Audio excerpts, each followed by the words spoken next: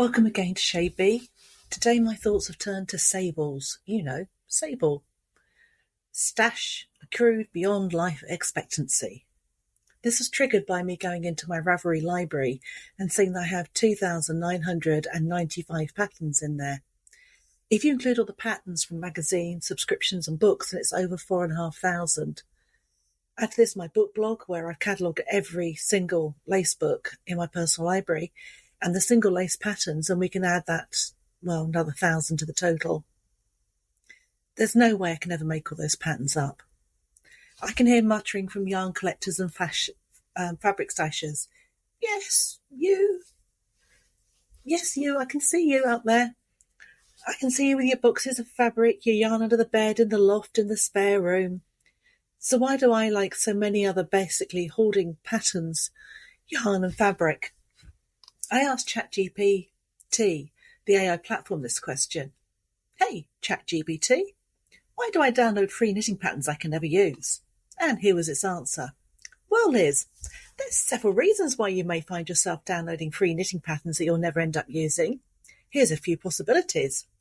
Number 1, curiosity and exploration. You might be drawn to a variety of patterns available and enjoy exploring different designs and techniques. Even if you don't plan to use them immediately, you'll find satisfaction in collecting and experiencing the creative possibilities that knitting patterns can offer. Point 2, inspiration and motivation. Sometimes browsing and downloading patterns can inspire you to start new knitting projects, which you'll want to plan for the future. Seeing different patterns can spark your creativity and provide ideas for future knitting endeavours. Point 3, future reference. You may download patterns with the intention of keeping them as a reference for future knitting projects. While you may not have the immediate plan to use them, then you have a library of patterns available for when you're ready to take on a new knitting project. Point 4, sharing with others. You may enjoy sharing patterns with fellow knitters or friends who are interested in knitting. By downloading and collecting patterns, you can share them with others, even if you don't personally use all of them. Emotional attachment. Sometimes people form emotional connections to certain patterns, designs. Even if you don't plan to use a pattern, you may download it because it holds sentimental value or evokes positive emotions. Point 6, possibility of future skill development. You might download a pattern, but you're beyond your current skill level, but you hope to challenge yourself and improve your knitting abilities in the future. By having a collection of patterns, you aspire to tackle more complex projects as your skills progress. And ultimately, Liz, the reason for downloading free knitting patterns that you may or may not use can vary from person to person. It could be a combination of any of these factors, or there may be other individual motivations involved. So that's what ChatGPT thought about it. Yeah, I wasn't impressed with that answer either. When I started the book blog, it was to catalogue my many books that were going out of print, with the idea that if they came up on eBay, you'd go back to the book blog and read a review of that lace book and told you exactly what was in the book by someone who owned it. Then I started to worry about books on eBay that weren't being sold and languishing there, so I'd buy them and add them to the collection. And that's how I stopped counting my lace books and started to measure them in meters instead. When I ran the cook school, we had a term for a particular type of cookery book that people often used to buy. You know the type of book. They have big, glossy, full-colour photos of the dish. The photo is so high resolution you could almost reach out and take the food off the page. But when you read the ingredients and methods, they're either massively expensive, extremely hard to source, or need some strange piece of equipment that you're never going to make them. And so instead it becomes a secret pleasure for you to lie in bed with a cup of tea and flick through the book, dreaming of visiting a Michelin-starred restaurant and dining on perfectly made food. In the trade, we call this type of book food porn. I suppose as crafters we negate our holding patterns by using words like library or personal collection, educational resource, inspiration source, when in fact we just need to be honest in ourselves and say that we simply have them because we want them. If a pattern's on Ravelry for knitting or crochet, or a lace pattern in a Facebook group where it's shared for free, to go and grab it. Who knows when you might have the time or skill to make them. With patterns that you buy, especially from small designers, then you're helping them paying for that pattern. That little bit of money that you give them is a small income. Now, it's rare that most independent designers make enough money from designing. For every Stephen West who becomes famous, there are thousands of Ravelry with a few patterns for sale. But acknowledging the time and effort that that small designer put into their pattern and the instructions by paying for them is the right thing to do. Which I suppose brings me on to musing about the contentious issue of copyright. Every few years we go through a phase of people sharing copyrighted patterns on the internet. There are websites where entire books have been scanned and uploaded that's still in copyright. The old argument is that it doesn't hurt anybody. You can copy 10% of it. Many other things you'll hear people say are all wrong. A friend who designs lace patterns told me at one time she was at a lace fair with her patterns and two women were standing in front of her table, blatantly discussing who was going to buy which pattern and then how they were going to photocopy them and swap. This was in front of the designer. They got all upset when the designer then told them they were not going to be sold to because of what they just said. In the UK, copyright generally lasts for the lifetime of the creator, plus an additional 70 years. So, for example, Pamela Nottingham, who authored a number of definitive lace books back in the 70s and 80s, recently died this year, 2023. Every one of her books is still in copyright now for the next 70 years. Now, I'm in my 50s, which means I'll basically be dead when they're out of copyright. At the start of lace pattern books, it normally says that no part of this publication may be reproduced without the author's permission.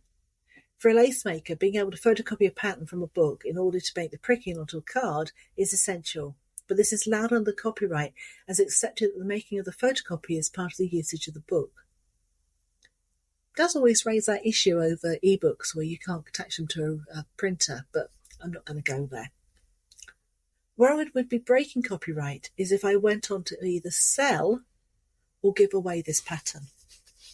I can give away the whole book or sell it, but once it's in the recipient's hands, it's no longer my property and I do not have any rights to the patterns. But if I give an individual pattern away or sell it, I then break the copyright. Same as if I give or sell a book and keep my copies of the prickings that I made. This issue has come up a lot recently where people are having to deal with disposing of lace makers' estates. Over the past 5 years or so, I've taken on dealing with a number of lace estates. The first thing that has to be looked at is the equipment, and that's quite easy to do. Either the pillow and bobbins are usable or they're not.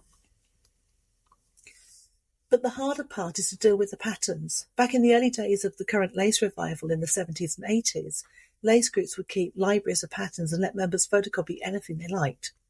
People shared patterns or copied whole books from the lending library.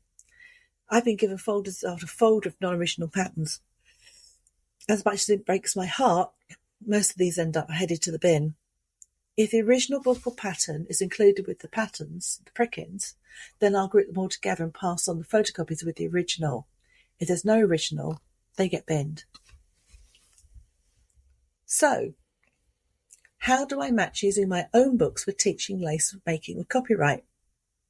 One of the key exceptions to copyright is the use for private study or research.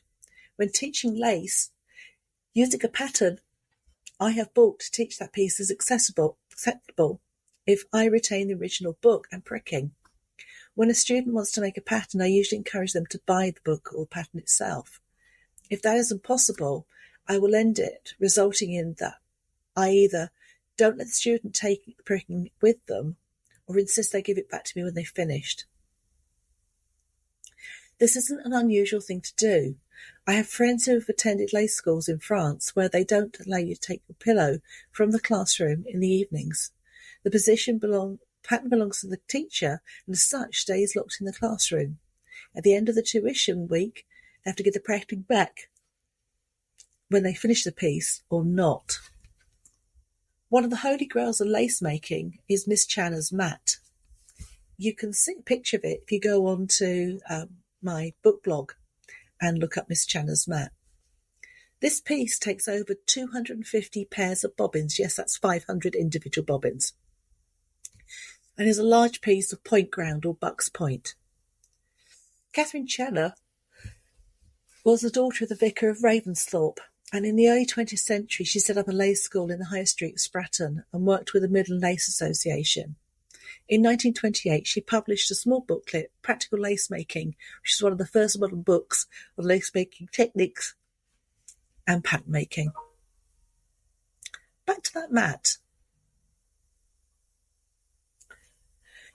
The original mat, designed by Miss Channer, was worked by Mrs. Dixon of Clapham, Bedfordshire, around 1936, and it's now in the collection of the Cecil Higgins Art Gallery, Bedford. Following the publication of Anne Buck's book, In the Cause of English Lace, the publisher Ruth Bean put out a small print run of the pattern in 1991. The pricking was adapted by Patricia Berry of St Albans from an earlier copy in her collection. And I mean a small print run. I was attending every lace fair and lace day I could at the time this was published, and I don't remember seeing any copies for sale. The pattern folio is tall, and you would not miss it if you'd seen it. Back in early 2020, a copy came up on eBay. It was on a buy now, so I bought it. Whilst this wasn't particularly a piece I wanted to make, I knew that the pattern came with a full-size photo and also an enlargement photo, and I was interested to study it. Yep, I'm one of those who actually studies lace patterns to see how they're constructed. It duly turned up in my postbox a few days later, and I added it to the book blog with a post on it on a couple of groups on Facebook. For me, the post was about, look, I've added this to the library, so if anyone has any questions about it, I've got that pattern. Now I have a reference copy, we can talk about it. What I got was a slew of messages telling me, not asking, but telling me to scan it and send them over a copy. For people I've never ever had any contact with. Now, apart from the fact that this mat folio is huge and I don't have a scanner that big, this pattern is still very much in copyright. Even though Anne Buck died in 2005, her work is copyrighted for 70 years after her death, which means this mat is in copyright till 2075. Anne Buck was as equally interesting as Miss Channer, and if you're interested in reading about her life, I've put a link to her obituary, which is a great read. It's in the links for this podcast. With each request politely replied to that I was unable to offer them a copy as the pattern was covered by copyright. I sent that out as a pro forma. What really got to me was how these people who were demanding copies of my purchased pattern reacted to being told no. A few did the, well, I just chanced my arm. But most of them came back with the classic, I need this pattern. Oh, no, you don't. It's not fair that you have a copy and I don't have, so share it. No, I don't need to. Or simply, you've got to give this to me because I asked. No, you didn't ask, you demanded. One person in the US sent me a link to the link after copyright sites that said dress patterns weren't covered by copyright. I didn't care. One, this isn't a dress pattern, and two, I'm in the UK, so the law here covers the pattern, and it's copyrighted. So what if there are two different countries vying for copyright? Rule of thumb is that you take the harsher one of the two and work to that. If a dress pattern isn't covered by copyright law if the dress pattern is covered by copyright law in the UK, from a UK dress designer, but using in the US means that it's still covered by US, and copying it would be breaking the law. I appreciate that crafts are not always cheap pastimes or activities. That is one of the reasons why I take the time to buy and collect lace estates, as I mean to put together kits and equipment for making lacing accessible, well, financially speaking. But once you've bought your pillow, bobbins and pins, your main outlay is your thread and patterns. And this means in most cases making a piece of lace will cost you only a few pounds in thread and whatever the pattern is. The biggest investment in any lace piece will always be your time. I made a piece that cost £15 once for the thread and the pattern. Really pushed the boat out there. But there was nothing compared to the 120 hours of work in the piece. Many crafting Facebook groups will help you find a pattern that you're looking for. Share a photo and they'll offer suggestions on where to obtain that pattern, be it lace making, crochet or knitting. There was one instance when someone shared a suspiciously cropped image of a knitted garment and asked whether they could get a copy.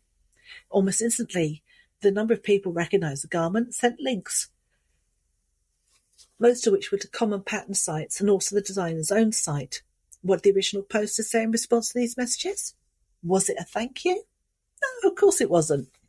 They complained that this was a paid pattern and they wanted a freed one.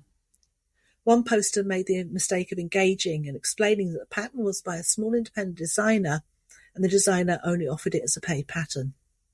And so the wrath of the original poster was unleashed on this one person who dared to suggest that a designer should sell their patterns for profit, albeit a very small one. The original poster was disabled, low-income, single parent, almost homeless, you name it, and they had every reason under the sun. Just so they didn't have to pay for it. A group suggests that they looked for a different pattern then. That was free, but they wanted this one. And then they said, why won't someone send me a copy? It's a PDF. You could just email me yours. Luckily, the admins of the group referred them to the rules, no sharing copyrighted patterns, and they were immediately blocked. I find that the culture of entitlement in people has caused more people to demand things for free from us. Maybe it's linked to the rise of influencers who will give exposure in return for likes. As one guy put it, I'm already so exposed, I'm almost newsed. For me, the joy of giving is finding something that a person needs or wants, but in most cases can't find an excuse to buy it themselves. I had a friend who loved a bargain. If she could find something that she got that was money off it when it was bought, she thought it was even better. We had competitions to see who could get the biggest saving on each other's presents. For me, the joy of giving something is to find the thing that the person wants, but in most cases can't find an excuse to buy themselves. As a friend who loved a bargain, and it's just the most wonderful thing to do that for them. I love recycling craft items. When a newbie student has bought their first pillow and bobbins, they, and after a few months, move on to a project where they don't have just quite enough, and like to pull boxes out and keep with the spare bobbins in them, and let them choose 5 or 6 pairs. It's the surprise on their face of something that they needed but didn't know they wanted.